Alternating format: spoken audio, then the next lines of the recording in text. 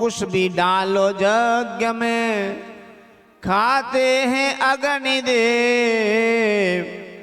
एक एक के बदले 100 दिलाते हैं अग्निदेव।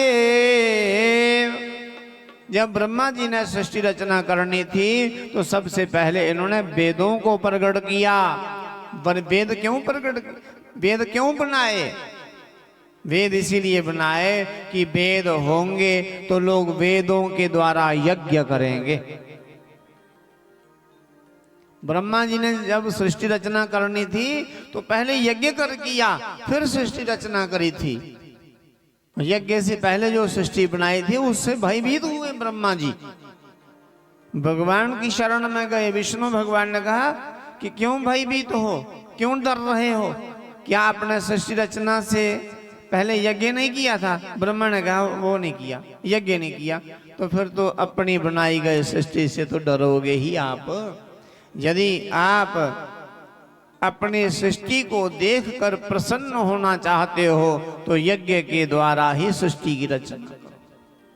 जब यज्ञ के द्वारा सृष्टि रचना करी तो ये सारी दुनिया एक दूसरे को देखकर प्रसन्न होने लगे, एक दूसरे से बड़ा लगन लगाव हो गया। नहीं तो पहले एक दूसरे को देखकर कोई राजी नहीं था। आज भी जो लोग यज्ञ नहीं करते, हवन आदि नहीं करते, उनके घर में इतना बैर भाव बढ़ जाता है ना, उनकी बैरी ही बैरी रहते हैं चारों ओर। और जो लोग यज्ञ करते थे उनका कोई बैरी टिकता ही नहीं। सूर्यवंशी राजाओं से क्यों लोग डरते थे? कोई आक्रमण नहीं करता था। अयोध्या में लोग कोई युद्ध करने नहीं आया, कहीं कोई कभी युद्ध करने नहीं आया उस नगरी पर, इसलिए उस नगरी का नाम है अयोध्या। अवध, कोई वध करने नहीं आ सका। अयोध्या में किसी का वध नहीं हुआ आज तक, वध होता ही नहीं, क्योंकि वो तो शरीर त्यागने से मोक्ष देने वाली नगरी है।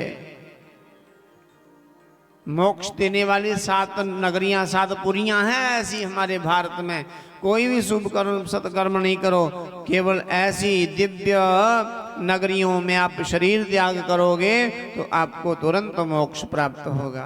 अयोध्या, मथुरा, माया, काशी, कांची, अवंतिका, पुरी, द्वारा शैव सप्तेते मोक्षदायका।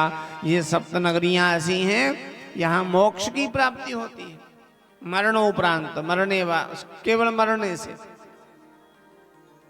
वहां पर शरीर त्याग करने से मोक्ष की प्राप्ति होती है। वहां अवध, वध नहीं होता किसी का।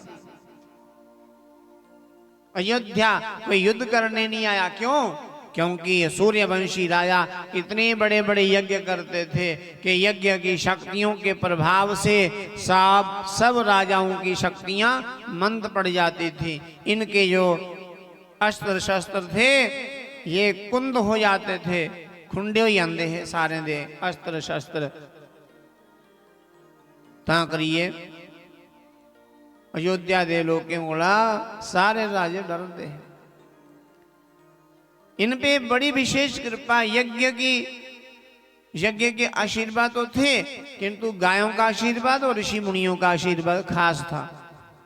और यहाँ गाय हो, यहाँ ऋषि मुनि हो, वहां तो यज्ञ आदि कर्म ही करने पड़ते, वही शिक्षा देंगे। यज्ञ करने कराने की ही शिक्षा मिलती है।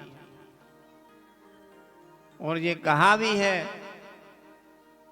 गावो उपनिषद में, और गो सेवा अंक निकाला है गोरखपुर की प्रेस ने। गोरखपुर की जो गीता प्रेस है वहां से एक गो सेवा अंक निकला है, बड़ा ग्रंथ है। उसमें लिखा है कि 10 गायों की सेवा करने वाला यदि अग्निहोत्र नहीं करता है तो उसको गौ सेवा करने से स्वर्ग नहीं नरक की ही प्राप्ति होती है। और जो लोग 100 गायों की सेवा करके यज्ञ नहीं करते उनको भी स्वर्ग नहीं मिलता, उनको नरक की ही प्राप्ति होती है। 100 गौ 100 वाली गौ तो पाली उड़ने जिंदगी च बचपन को ली है। किन्नियां गवां चारी होनी, पहले तो 5-5 7-7 घर होंदियां। 10-15 साल 100 गवां पली जाती है एक परिवार च। 100 गायों की सेवा करने वाले को यज्ञ करना चाहिए, तभी उनकी गौ सेवा फलीभूत होगी। गौ सेवा का फल तब मिलेगा उनको। बोलो।